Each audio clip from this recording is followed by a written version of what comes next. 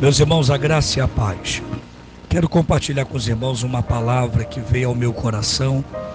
Eu acredito que vai servir também para a edificação da sua fé. Quantas são as vezes que nós reclamamos porque determinada bênção não vem, determinadas coisas parecem que não vão acontecer, portas que não abrem, conquistas que não chegam, enfim, é uma série de coisas. Nós enfrentamos diariamente uma série de situações. Temos os nossos desafios, as nossas lutas, lutas pessoais, lutas no âmbito da família, lutas no âmbito espiritual, a luta para alcançar algo, para definitivamente ter a vida transformada. É como se a vida fosse um jogo, né? E nós estamos então nesse jogo da vida.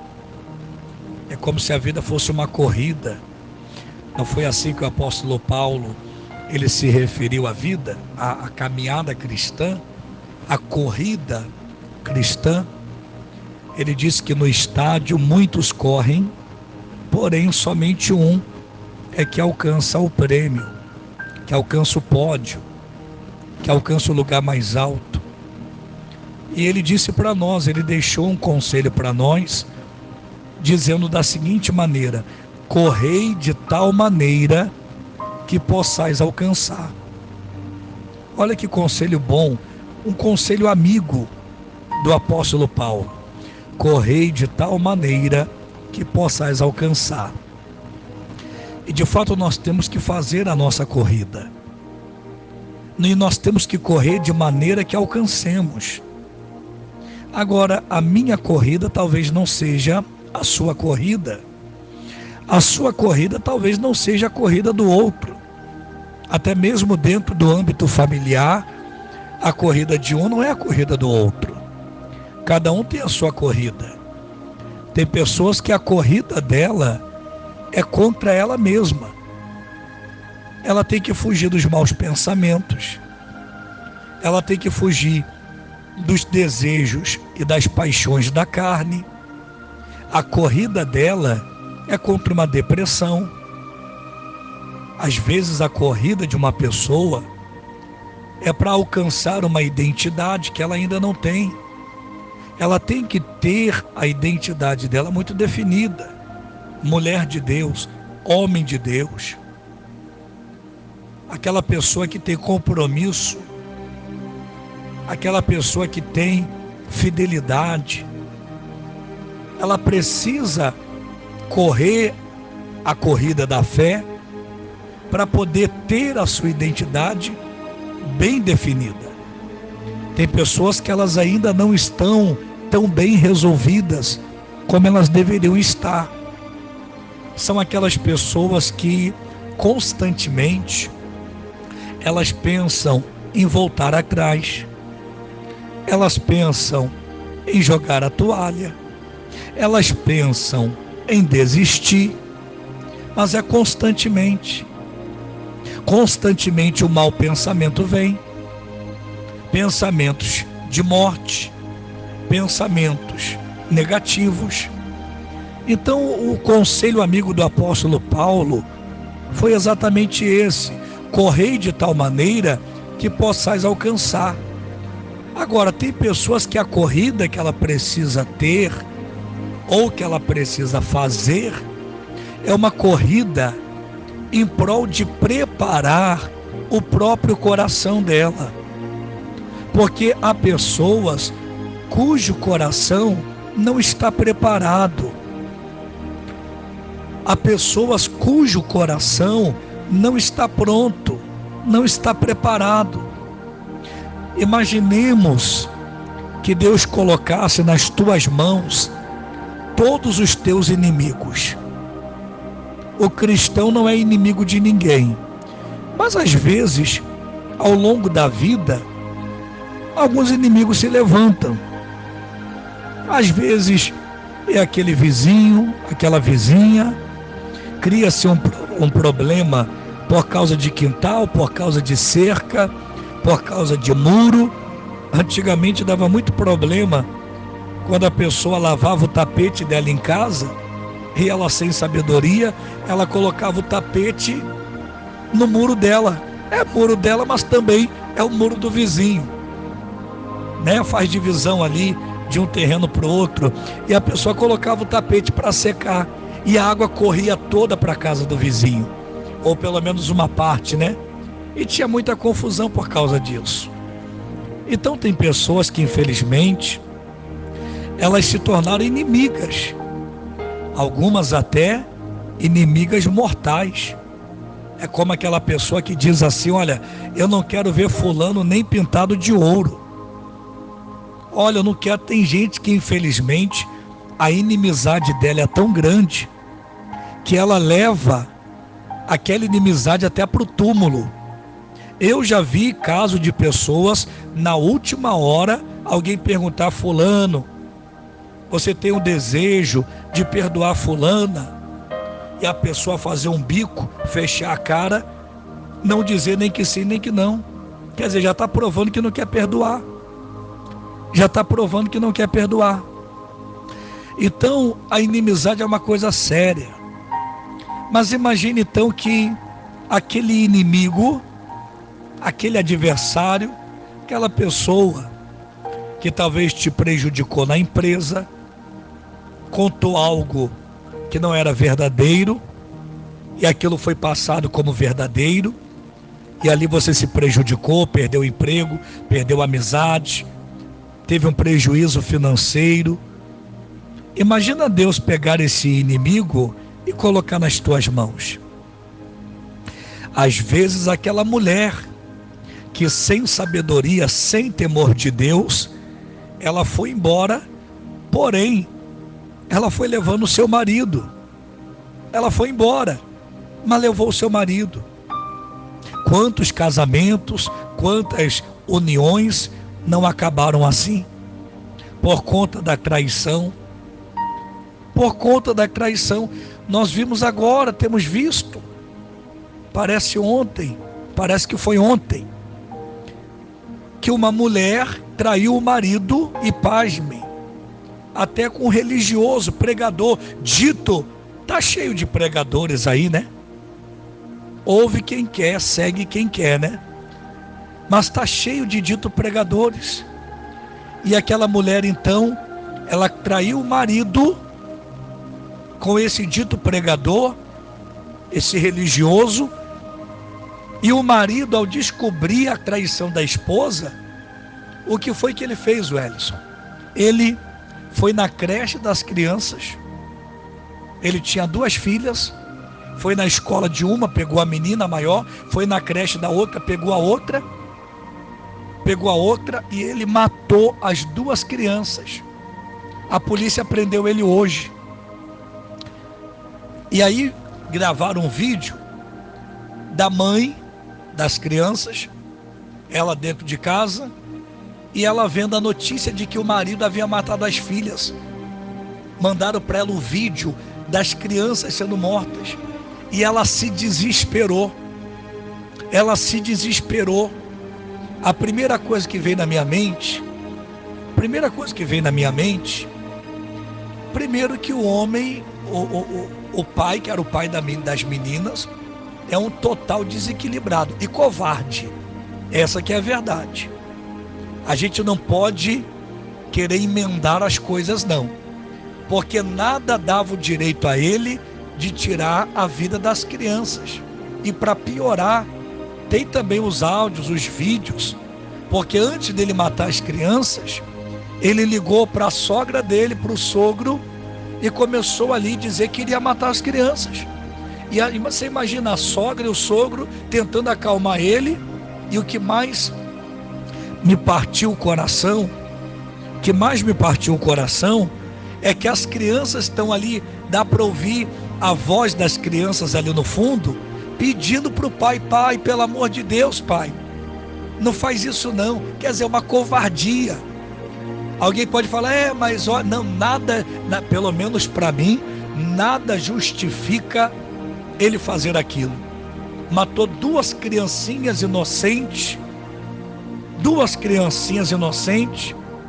aquele crápula perverso, às vezes para se vingar da esposa, matou as crianças. Então isso prova que ele amava mais a esposa do que as filhas,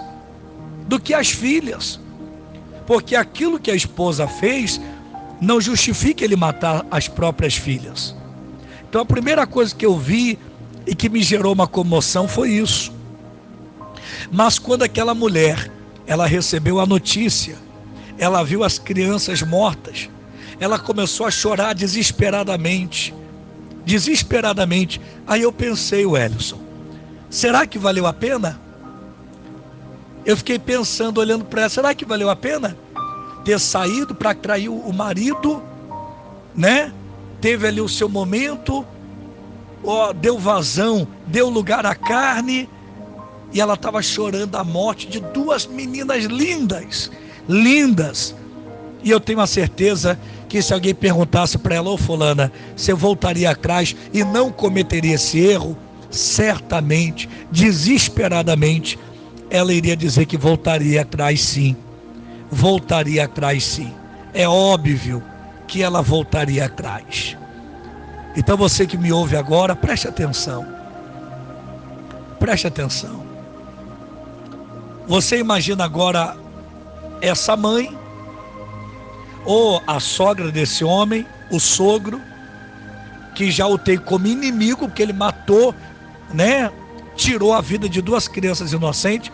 Imagine esse homem nas mãos, não só desses familiares não, mas até da sociedade. O que a sociedade não faria com ele? Ou o que será que não vai acontecer com esse homem numa altura dessa que ele já está dentro da prisão? E a história vai ser contada lá dentro, onde ele vai estar reunido com outros criminosos. Então eu quero que você pense comigo. Imagine ter o seu inimigo ou seus inimigos na palma das suas mãos. O que é que você faria? Muitas pessoas diriam assim, olha, ô pastor, olha, não me leva a mal não, mas eu iria acabar com a raça dele. Eu iria acabar com a raça dela. Eu iria destruir essa pessoa. Outros, um pouco mais espirituais, pelo menos no falar, iriam dizer, olha pastor, eu iria perdoar. Mas eu já vi gente falar que perdoa e não perdoa, irmão. Eu já vi gente, não, eu perdoaria e tal, e a pessoa não perdoa, mesmo sendo crente. Alguns até dizem, não, para perdoar depende do mal que nos fizeram. Então são muitos pensamentos. Mas a verdade dos fatos é que Deus, Ele só pode colocar os teus inimigos nas tuas mãos. Não só colocar os teus inimigos nas tuas mãos, mas até mesmo mudar a sorte da tua vida, mudar a tua história, virar a chave da tua vida, se o teu coração estiver preparado. Você sabe que Nelson Mandela foi preso injustamente, pelo menos é o que conta a maior parte da história. Foi preso, passou 27 anos preso. Imagina o ódio que esse homem poderia estar, a ira, porque 27 anos é uma vida. Tem pessoas que não viveram na terra 27 anos, partiram antes. Ele passou todo esse tempo preso, injustamente. Você pode imaginar, esse homem com poder na mão, ele vai dizimar os seus inimigos, vai acabar com tudo. Mas não. Esse homem, ele estava com o coração dele preparado, Wellington, para ser exaltado por Deus, para ser exaltado.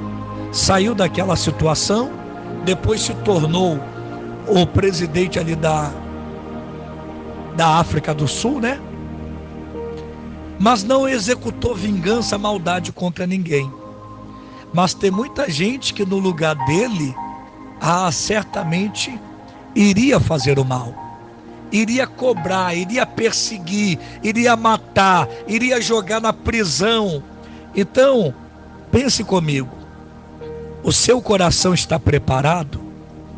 Porque é para Deus te exaltar, não só entregar os inimigos nas tuas mãos, mas te prosperar, colocar nas tuas mãos aquela empresa, aquele bom trabalho, aquela boa oportunidade. Tem gente que não consegue comprar, não consegue vender, a vida não anda, mas sabe por quê? Porque o coração não está preparado. Olha o que vai dizer a Bíblia Sagrada. Olha o que vai dizer a Bíblia Sagrada no livro de Salmos, capítulo de número 57. Salmos, capítulo de número 57, no versículo de número 7. Salmos 57, 7 fala assim: preparado está o meu coração, ó Deus, preparado está o meu coração, cantarei e salmodiarei. Então, Hélio, você está vendo? O homem de Deus está dizendo: olha, Deus, o meu coração está preparado. Preparado para quê? Você sabe que tem pessoas, por exemplo, elas não estão preparadas para ganhar muito dinheiro na vida, não, irmão. A senhora que me ouve, minha irmã, meu irmão, tem gente que não está preparada, por isso que elas não prosperam. Porque Deus sabe, irmão. Tem gente que, se Deus melhorar a vida dela um pouquinho, ela vai pisar nas pessoas. Eu gosto sempre de contar um caso. Isso aconteceu há muitos anos atrás, quando eu era pastor. Eu não vou poder falar o lugar, que esse áudio vai longe. Então não vou falar o lugar. Mas eu fui pastor em determinado lugar, e ali havia uma senhora que a gente orava por ela, a gente lutava, aconselhava, visitava, olha, fazia aquilo que um pai faz por um filho, nós fazíamos por aquela senhora. E eu lembro que perto da nossa igreja estava construindo outra igreja, nossa mesma igreja da graça mesmo, e estava construindo uma igreja perto. Aí um dia ela falou para mim: pastor, ó, o senhor se prepare aí, porque eu fiquei sabendo que lá naquela igreja vão colocar poltrona. E quando o pastor inaugurar lá, pastor, eu vou congregar lá. Eu vou congregar lá, porque lá, pastor, vai ter poltrona. E na nossa igreja na época era aquela cadeira branca. Eu vou te falar uma coisa, eu demorei para acreditar no que eu estava ouvindo. Eu demorei para acreditar. Porque essa senhora era alguém que a gente orava por ela de manhã, de tarde, de noite. Dava problema, a gente ia na casa dela orar. É por isso, olha o que eu vou te falar aqui. Você sabe por que tem mau pastor, irmão? Porque também tem más ovelhas. Você sabia disso? Nada justifica, mas tem ovelha que mente, tem ovelha que fala mal do pastor. É por isso que tem gente aí fora no mundo, se o pastor não preservar o coração dele, ele até se corrompe. Ele vira, como é que chama? Ele vira um mercenário. Ele vira um mercenário. Ele vira um pastor que não cuida das ovelhas. Aí você pensa, a gente vê na televisão escândalo, na internet, aí você pensa, olha, como é que pode?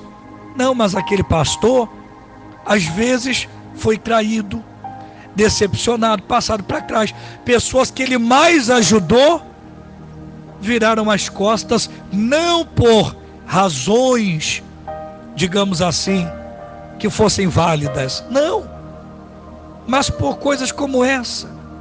E essa senhora falou: não, lá vai ter poltrona. Eu falei: pois é, irmã, será que quando a senhora precisar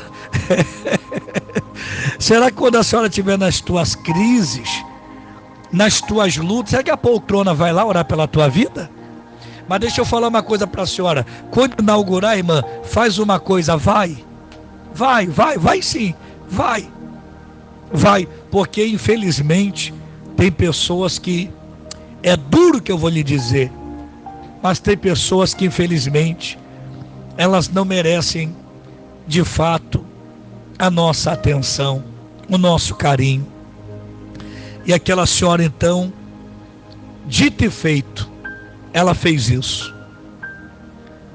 Ela fez isso.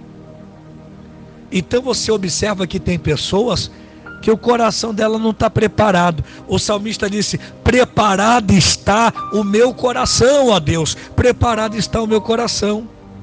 Tem gente que não é preparado para a vida melhorar um pouquinho, para comprar uma casinha, uma chácara, um sítio, um apartamento, comprar um automóvel, pagar as dívidas, ter uma alimentação melhor, uma cesta básica melhor. O coração não está preparado, porque olha o que vai dizer na Bíblia, no segundo livro das Crônicas, no capítulo de número 26, a partir do versículo 16. Aqui fala do rei Uzias, porque o rei Uzias, ele passou a reinar, mas o coração dele não estava preparado. Ele passou a reinar, prosperou muito, olha, ganhou muito dinheiro, fez muita coisa importante, mas ouça o que diz a palavra de Deus. Capítulo 26, versículo 16. Mas, havendo-se já fortificado, exaltou-se o seu coração até se corromper, e transgrediu contra o Senhor, o seu Deus, porque entrou no templo do Senhor para queimar incenso no altar do incenso. Porém, o sacerdote Azarias entrou após ele, e com ele 80 sacerdotes do Senhor, varões valentes, e resistiram ao rei Uzias.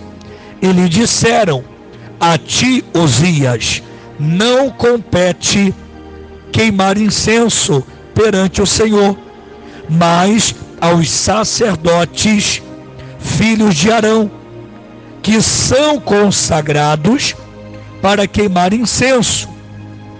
Sai do santuário, porque transgrediste, e isso não será para a tua honra perante o Senhor. Então Uzias indignou-se e tinha o incensário na sua mão para queimar incensos. Indignando-se ele, porém, contra os sacerdotes, a lepra lhe saiu à testa perante os sacerdotes na casa do Senhor, junto ao altar do incenso. Então esse rei, porque ele prosperou, cresceu muito e tal, ele pensou que ele já podia entrar no santuário e fazer o que ele quisesse, mas ele não podia, porque ele era rei, ele não era sacerdote. Aí Deus ainda teve misericórdia dele, usou os sacerdotes para orientar: olha, rei, não faz isso, isso não vai ser para a tua honra, quem faz isso são os sacerdotes, porque eles são consagrados. E o que foi que Uzias fez? Indignou-se contra aquela repreensão, e quando ele se indignou, aí Deus se indignou mais ainda, e a lepra lhe saiu à testa na frente de todo mundo. Foi na hora, só para se ter ideia. Infelizmente Uzias morreu dessa maneira, ele morreu dessa forma, leproso. Por quê? Porque não estava preparado para ser engrandecido. Quando ele foi engrandecido, entrou pela casa de Deus, achando que podia fazer de qualquer maneira. Olha, cuidado, não entre pela casa de Deus achando que você pode fazer de qualquer maneira, não. Porque isso pode ser que atrapalhe muito a sua vida. E não é isso que Deus quer.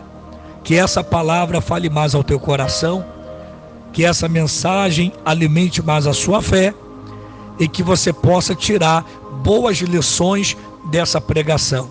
Se você quer conquistar grandes bênçãos, aprenda a preparar o seu coração primeiro para a glória de Deus.